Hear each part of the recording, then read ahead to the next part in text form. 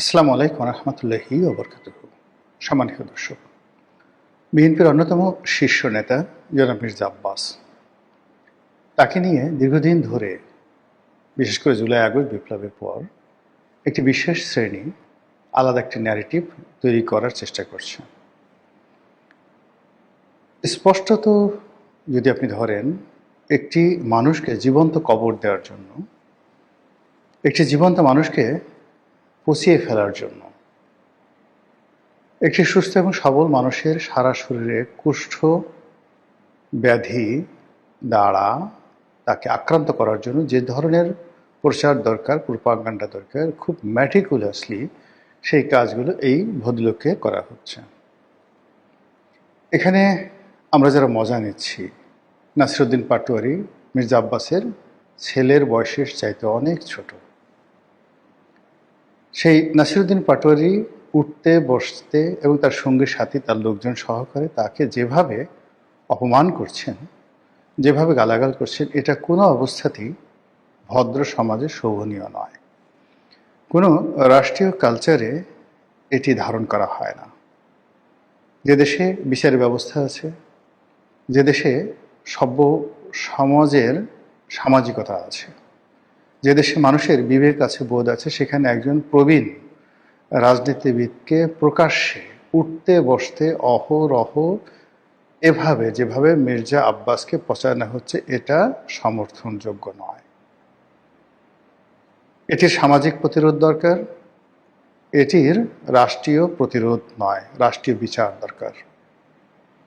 এবং এই ধরনের ঘটনা আমাদের সমাজে যেন পুনরায় না ঘটে, এই ব্যাপারে সকলের সচেতন হওয়া দরকার। ব্যক্তি মির্জা আব্বাসের বিরুদ্ধে অভিযোগ অনেকে থাকতে পারে, যা যা বলা হচ্ছে সেটা সত্য হতে পারে। তার জন্য আইন আছে, আদালত আছে, বিচার আছে, তথ্য আছে, প্রমাণ আছে। কেউ যদি চাঁদাবাজি করে, কেউ যদি ধর্ষণ করে, কেউ যদি অন্যায় করে, এমনকি আরও জঘন্য অপরাধ করে, প্রচলিত অর্থে আপনি কোনো অবস্থাতেই তার বিরুদ্ধে সামাজিক মত তৈরি করতে পারেন না। মাইক লাগিয়ে প্রকাশ্যে তার ব্যক্তিগত জীবন তছনছ করে দিতে পারেন না। যখন আপনি এই কাজ করেন, ইট মিনস রাষ্ট্রীয় বিচার নেই।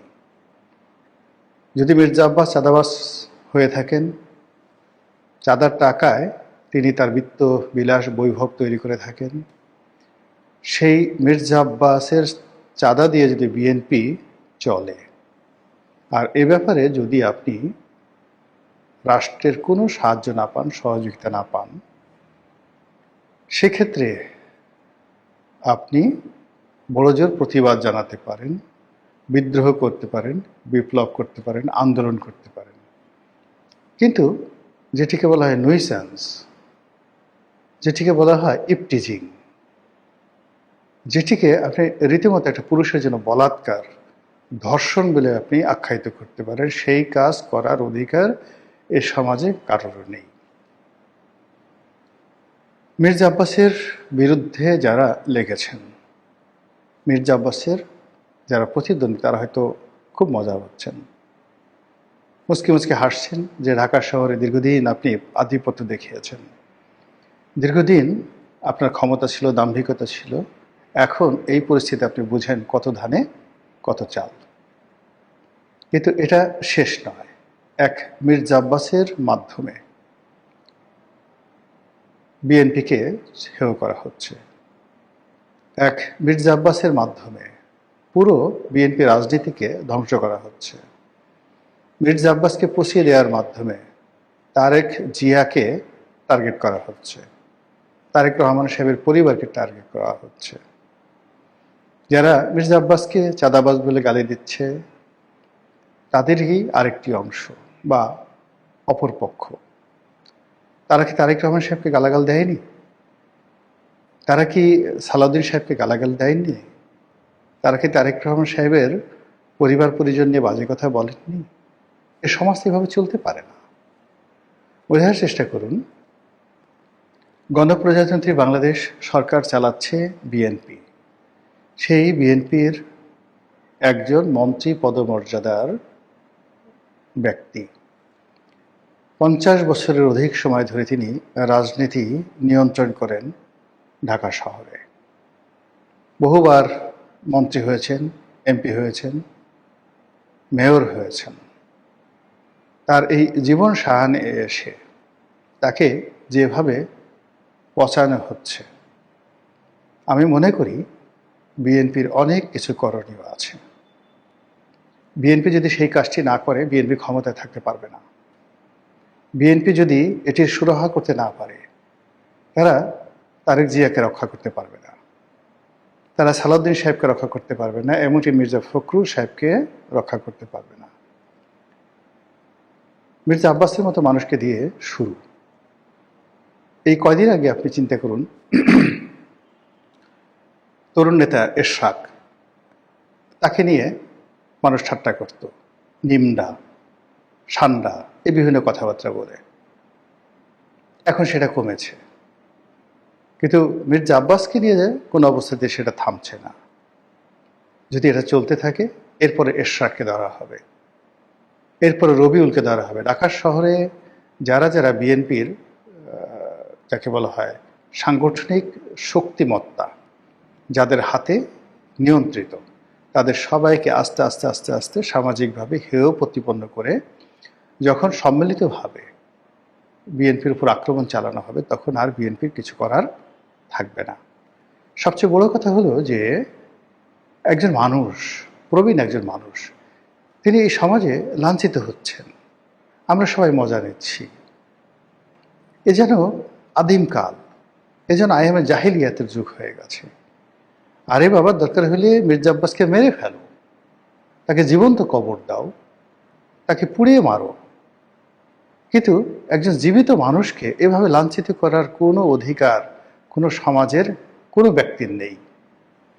অন্যদিকে এই যে মির্জা আব্বাসকে এত অপমান করা হচ্ছে, আমি অবাক হয়ে গেলাম যে বিএনপির একজন শীর্ষ নেতা আজ পর্যন্ত একটা হুমকি দেয়নি, আজ পর্যন্ত একটা ধমক দেয়নি, আজ পর্যন্ত কোনো ব্যবস্থা গ্রহণ করেনি। বিএনপি রাষ্ট্র ক্ষমতায় থাকার পর যদি এই অবস্থা হয়, তাহলে রাষ্ট্র ক্ষমতা চলে গেলে কি অবস্থা হবে? অথবা রাষ্ট্র ক্ষমতায় থাকতে যদি একজন এত বড় নেতাকে হয়, তাহলে অন্যান্য যারা মন্ত্রী আছেন, এমপি আছেন, তাদেরকে যদি এর চাইতেও ন্যাক্কারজনক অপমান, ন্যাক্কারজনক ট্যাগ দিয়ে আজে বাজে কথাবার্তা বলে তাদেরকে যদি লাঞ্ছিত করা হয়, অপমানিত করা হয়, তাহলে কি হবে? বিষয়টি মির্জা আব্বাসের একার নয়, মির্জা আব্বাসের যারা বয়সী লোক আছেন তাদের সকলের, আপনার আমার সকলের। মির্জা আব্বাসের ক্ষেত্রে যে ঘটনাটা ঘটছে, সে ঘটনা আমার ক্ষেত্রে ঘটতে পারে, আপনার ক্ষেত্রে ঘটতে পারে। মির্জা আব্বাসের সঙ্গে আমার ব্যক্তিগত কোনো সম্পর্ক নেই। গত 2-4-5 বছর ওনার সঙ্গে আমার টেলিফোনে কখনো কথাবার্তা হয়নি, কিন্তু ওনার এই অবস্থা আমাকে ব্যথিত করছে, আমাকে অপমানিত করছে। এই জিনিসগুলো আমি কোনো অবস্থাতে মানতে পারি না। তিনি কী করে ঢাকা ব্যাংকের চেয়ারম্যান হলেন, কী করে ঢাকা ব্যাংকের ডিরেক্টর হলেন, তার পরিবার এত টাকা পয়সা কী করে মালিক হলো? প্রশ্ন যদি থাকে, যান দুর্নীতি দমন কমিশনে যান। প্রশ্ন যদি থাকে, তার বাসার সামনে তথ্য প্রমাণ সহ মিছিল করেন, মিটিং করেন। কিন্তু এটা কী ধরনের টিটকারি, এটা কী ধরনের ভব্যতা, এটা কী ধরনের কথাবার্তা? এই অবস্থা কোনো অবস্থাতেই সমর্থনযোগ্য নয়। তারেক রহমান সাহেব, মাননীয় প্রধানমন্ত্রী, স্বরাষ্ট্রমন্ত্রী যারা আছেন তারা, এবং বিএনপির যে সকল শীর্ষ নেতৃবৃন্দ রয়েছেন, যাদের আওয়াজ আছে, যাদের ভিশন আছে, যাদের মিশন আছে, সবাই একটু চুপ করে ভাবুন তো। আপনাদের কেউ কেউ হয়তো মির্জা আব্বাসের মৃত্যু কামনা করেন, আপনাদের কেউ কেউ হয়তো চান না যে মির্জা আব্বাস থাকুক, কিন্তু মির্জা আব্বাস তো is a part of BNP. বিএনপির দুঃসময় সে কি কিছু করেনি? তার জীবনের একটা বিরাট সময় বিএনপির জন্য কি সে শেষ করে দেয়নি? এই অবস্থাতে কেন তিনি লাঞ্ছিত হবেন? কেন তিনি একজন বিএনপির মধ্যে কোনো বন্ধু পাচ্ছেন না? কেবলমাত্র নয়ন নামে যুবদলের একটি ছেলে এই সময়টিতে তার পাশে দাঁড়িয়েছে। নয়ন ছাড়া কি বিএনপিতে অন্য কোনো যুবদলের ছেলে নেই? যুব মহিলা, মানে যাকে বলা হয় মানে মহিলা দলের যে নেত্রী যারা আছেন, তারা কি নেই? অন্য কোনো পুরুষ কি নেই? অ্যাটলিস্ট এই কথাগুলিকে বলা যায় না যে না এটা ঠিক নয়, this not the right way, this not the correct way. সমালোচনা করতে চান, বিদ্রোহ করতে চান, ঘৃণা জানাতে চান, নিন্দা জানাতে চান, দেয়ার ইজ এ কোড, এই বাংলাদেশে আছে। কিন্তু এই যে স্বাধীনতার পর থেকে এ পর্যন্ত যত কিছু দেখে আছি, এই সময়টাতে সে গত এই ১.৫ বছর ধরে মির্জা আব্বাসকে নিয়ে যা কিছু হচ্ছে, এরকম দৃশ্য তো আমি কখনো দেখিনি। বাংলাদেশে অনেক বড় বড় ক্রিমিনাল, আমাদের দেশে একটা সময় গালকাটা কামাল ছিল, বাস্টার্ড সেলিম ছিল, মুরগি মিলন ছিল, টোকাই সাগর ছিল, আরও কত ডাকাত শহীদ ছিল, ডেভিড ছিল, মানুষের জীবন তছনছ করে দিয়েছে। মির্জা আব্বাস কয়টা রেপ করেছে, কয়জনের বাড়ি ঘর লুট করেছে, কয়জনের ডাকাতি করেছে, কয়জনকে। মির্জা আব্বাস কয়জনের বাড়ি থেকে খাওয়া দাওয়া করেছে। আর দেখেন তো মির্জা আব্বাসের ওই বাড়িতে এ যাবৎ কত লক্ষ মানুষ খাওয়া দাওয়া করেছে, তিনি এই জাতির জন্য কি করেছেন, দেশের জন্য কি করেছেন, একটু হিসাব করেন না।